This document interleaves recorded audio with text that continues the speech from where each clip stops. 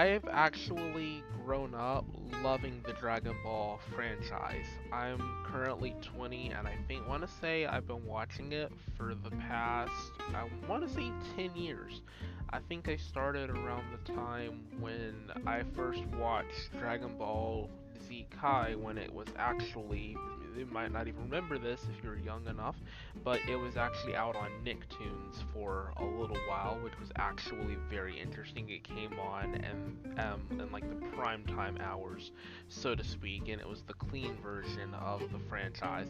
And some of you guys may even remember watching the American version of Dragon Ball GT, which actually so happened to also air on Nicktoons from time to time, and a couple other networks. And I actually really came to love that franchise from that moment on. Since then, I've managed to put everything in a timeline order. I've also managed to watch GT, Super, Dragon Ball Z. I have not watched as many of the original Dragon Ball series itself before, but I have gotten a chance to watch all of the movies, except for Dragon Ball Super Superhero, which is more recent, and you'd have to rent it from HBO Max or stream HBO Max or some other program in order to get access to it at this point, since it's not in theaters. But the point of today's episode is that I'm supposed to be reviewing the entirety of the franchise. So, how the franchise starts off is Goku, this young kid, is actually dropped down in a pod from the Saiyan homeworld, and eventually crash lands on Earth. Well, one of the main characters of the original franchise, actually adopts Goku and begins to fall in love with eating and martial arts, and he begins to learn how Earth works and that sort of thing. He gets his tail cut off to prevent him from turning into a great ape and all that, and it's really fascinating to watch the original series itself. And then you move on to Dragon Ball Z. Well, Dragon Ball Z is a continuation, but in this one, it's more of like open style martial arts rather than confined to a certain few areas here and there, like the arena and the ring and all that. This one has a little bit more diversification in where they're actually fighting. So now you see him fight Vegeta and Frieza and all this, and it's really fascinating how it works. One of the big pros to how good that makes it good, I should say, is that the whole franchise itself, even though GT and Dragon Ball came out before Z and Super, they were it's as if they're all made to fit into timeline order. For those who are unaware about Dragon Ball GT, you'd be surprised to find out that while they had no intention of making Dragon Ball Super a spin-off of Dragon Ball Z, Dragon Ball GT is actually technically a spin-off of both Dragon Ball Z and Dragon Ball Super. If you guys listen to the American theme song, which is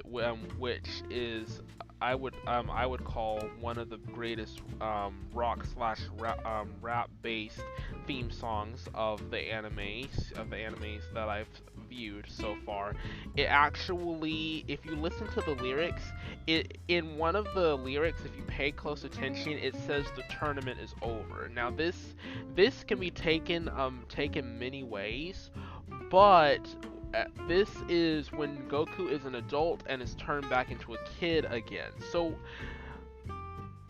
at this point in his life, you know, he's already fought Vegeta and all that in GT. He's sort of working with Vegeta and Future Trunks and all that. And his granddaughter Pan, who actually is older in GT, is actually really a baby in Dragon Ball Super. And so you can kind of draw the connection. You can kind of draw the connection at what I'm saying here. That when they say the tournament is over, they're referring to the ending of Dragon Ball Super. They're referring to that last tournament of power that they actually did. And this is where you begin to see. Wait a minute. They didn't intend to put Dragon Ball GT after Dragon Ball Super, but subsequently, by the way that the it all worked out, it actually did, I guess you could call it quote unquote mistake, that it subsequently ended up falling at the end of the timeline in that particular timeline order. And actually, some of the movies have slightly variated timelines, and actually Dragon Ball Super Broly is unique. And Dragon Ball Super Broly is unique because Dragon Ball Super Broly does not start where Bio Broly takes off, where he's dead at the end of the movie. That's not where it picks up. It starts from the very beginning where Broly is created, and then Goku and Vegeta fight Broly again. But this time, they save Broly instead of killing him. So it's actually so Dragon Ball Super Broly is really unique in the timeline because it's a reboot that really doesn't actually tie to the original three Broly movies. However, aside from that, every other movie is in the proper timeline order. It's just that particular one, and that's actually also a con of the series itself. It's one of its flaws. If you want to try and reboot a character, you can't reboot the franchise character or the franchise movie itself without doing what the Super Broly movie did and straying away from the timeline. You would have to take the original timeline, the people that are dead and the people that are alive, and build a continuation based off of that. That's one of the flaws that this series has. I could really care less, but there are some who may argue that is a major drawback for them and might deter them from watching it because they want to see that timeline progression in its proper order. Now we get to the Dragon Ball Super series, and this is where my review is kind of laid back, but it's also kind of scathing. I'm gonna tell you why, and it's not scathing in a bad way. I'm gonna tell you why it's scathing in a good way. It's actually scathing in a good way because and I'm highly critical of this. Dragon Ball Super is kind of underrated, and it doesn't get as much appreciation as it should for many reasons. One, there are new characters and new powers for the first time that we would not, if they had stuck with Z and GT, we otherwise would not have gotten. Also, with the Dragon Ball Super Broly movie, we got a new form of fusion, which the new form of fusion was actually done without actually needing to use the actual earrings that they normally use, which is really a first. So they actually mastered how to do that. We also got Ultra Instinct, and if you guys are unaware of the Tournament Saga, we also got some new universes. And there are even some universes, like universes 13 through 19, that are not actually in the series, but they're referenced several times. And in fact, actually, there are books out at this point in time that detail what will happen farther down the line. The whole premise of the books is that each episode of Dragon Ball Super, GT, all that is based off of a particular segment of the book. They haven't started on 13 through 19 Saga. If they did, it may be its own series, it may not be. If they did do the 13 through 19 Saga, the key points in that is it would be a continuation of the timeline, which is good. It's moving forward on the timeline. It's not doing what the Super Broly movie did. But it's also my point with that particular saga that I'm getting to is that saga is really based on the events of the previous saga for the tournament. At the end of the tournament, Android 17, and this is a spoiler, so you might want to turn away if haven't watched it yet. Android 17 wishes for all the universes to come back. not using Shinron, but the most mightiest version of Shinron, the Universal Shinron. And when he does that with the Universal Dragon Balls are not bound by constraints of time and reasoning and logic like the ones on Earth and Namek, and the smaller ones in other universes are. They are not bound by that. They're not bound by any constraints. And so, by him wishing that all the universes were back, he didn't specify which universes. That's where the book picks up where they left off with that wish. The universes that 13 through 19 are actually not combatants, and are you can call it a mixed bag like all the other universes are. The other universes, the main ones, are mixed bag. You have good people, you have evil people. However, 13 through 19 is 100% bad people. There's nothing but bad people in those universes. So what had happened, the reason why they were erased was because at the beginning when they had first started, the Grand Zeno, or Grand Zenos, depending on if you count the future Grand Zeno that's now his play buddy, actually they actually decided, hey, we're gonna erase them. Why? Because they tried, according to the books and the series, the lore, they tried to commit treason on the supreme leader of the universe, and this was not welcomed upon. And even the brothers and sisters of the angels themselves were sort of wrapped up in this plot. And so what he did was he erased 13 through 19 completely. And the reality is, they were supposed to stay erased, but they did not stay erased because when he made that wish with no constraints, in the books, it brought them back.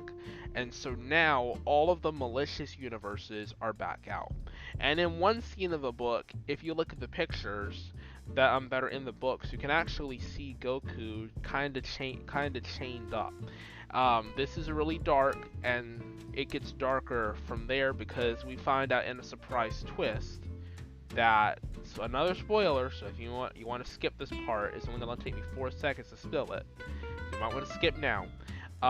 We find out that Golden Frieza is actually now leading one of the universes. Turns out he actually, in the books, dispatched one of the gods of one of those malicious universes after he left Dragon Ball Super Broly from the ending events.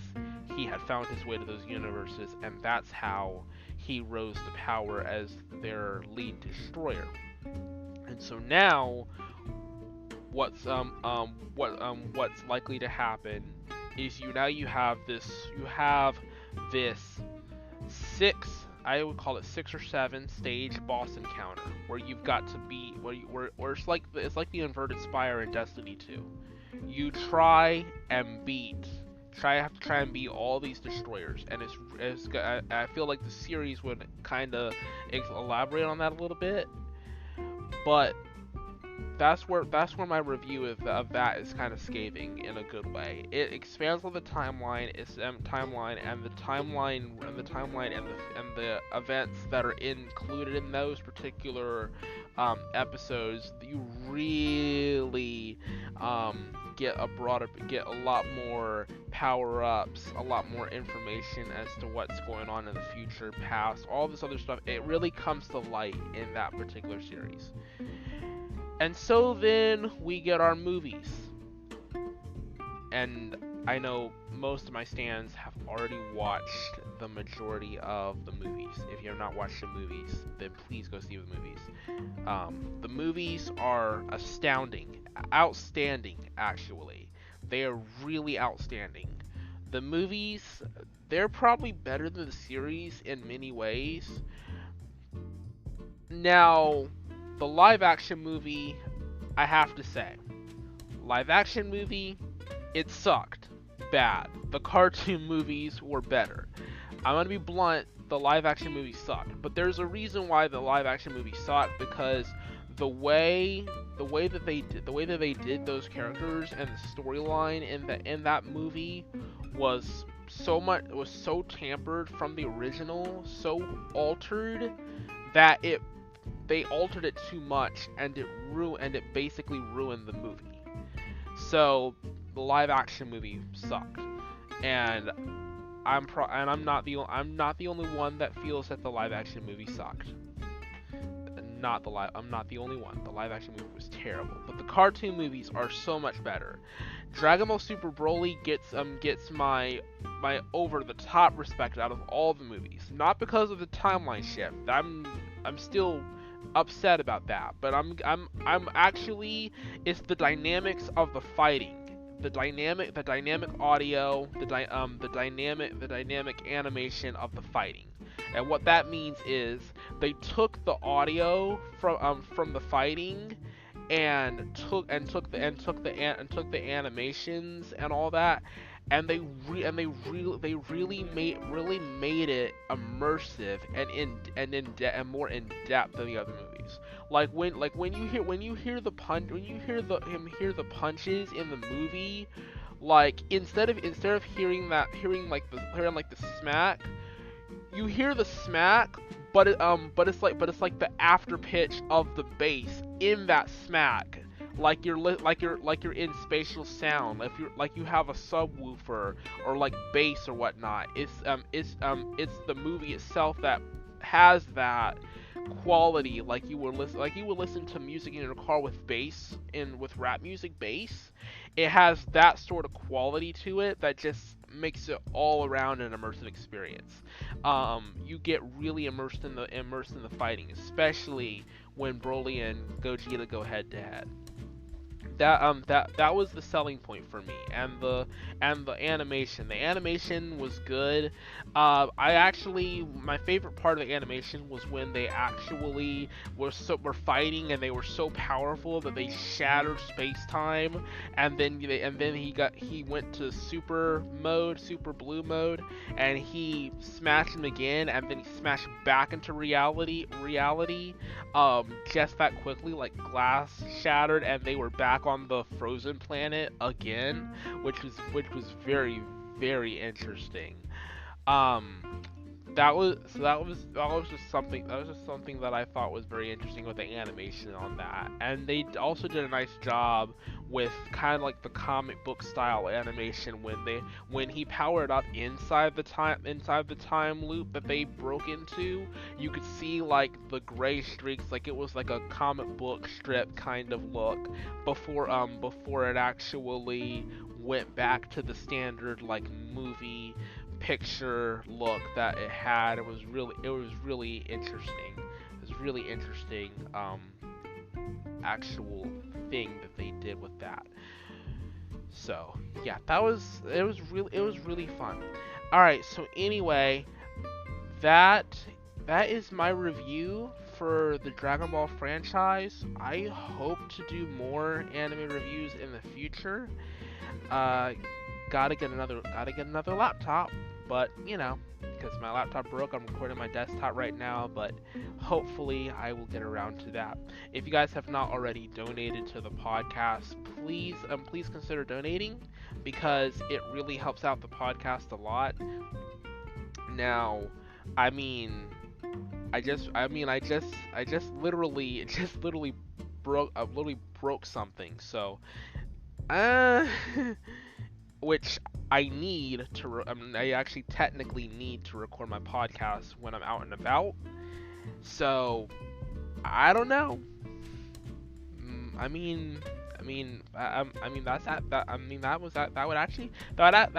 Me needing equipment would actually be one of the greatest reasons I could give. Aside from the benefits of getting to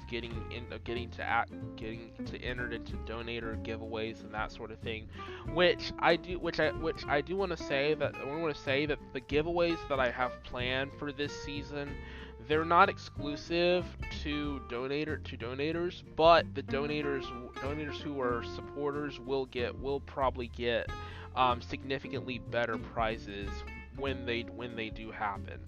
So please keep a lookout for the giveaways at some point. It might not be in this, it might not be announced in the episodes. It will actually might be announced on the Twitter page when they do occur, so keep an eye out for both. I'm gonna try and do one sometime after the end of the season. If you guys pay attention to my Twitter page, it's for everybody can enter into the non-donator giveaways, but the donators get more. I will say they get more than one drawing, so they get 2 drawings instead of 1. Plus, if you do the donator donator or the support, then you get another giveaway essentially at some point in the near future where it's just for donators and supporters, and they get a better prize. Basically, you'll basically get like 2 giveaways instead of 1 every so often, and you'll get 2 entries into the non-donator ones, plus you'll get better prizes for supporters in those giveaways, which is actually very interesting. And I don't have tiers for them; they're all the same. If you could donate 99 cents for the podcast, and you guys will be entered. And if you guys do retain the donator status once you donate a cumulative amount of $10, you're automatically in there for life. Like if you donate $9.99 as the top tier donator and you donate twice, you're automatically in the list for life. You never get kicked out of that list. So you guys could pay 20 or 10. You might even pay $9.99 and I'll be like, hey, you pay $9.99 to subscribe or support. You guys have 1 cent less. Round up and give it to you for life. So you guys do have quite a few incentives, and I'm working on getting a lot more prizes and a lot more incentives. But you guys got to hit that support button because it really helps. So yeah. Anyway, I hope you guys enjoyed this podcast. That is all for me. I will see or hear you guys in either my YouTube channel or the next podcast episode.